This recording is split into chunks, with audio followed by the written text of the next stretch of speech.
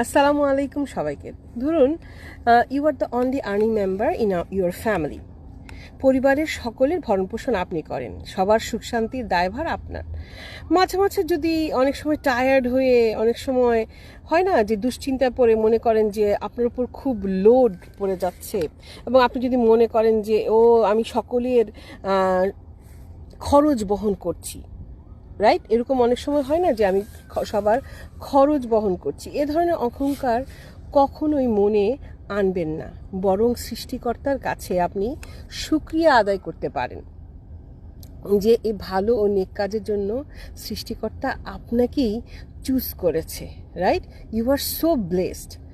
আপনার জন্য আপনার পরিবারের সবার মুখে হাসি ফুটছে, ঘরে খুশিতে ভরে উঠছে। কম কিসের বলেন তো?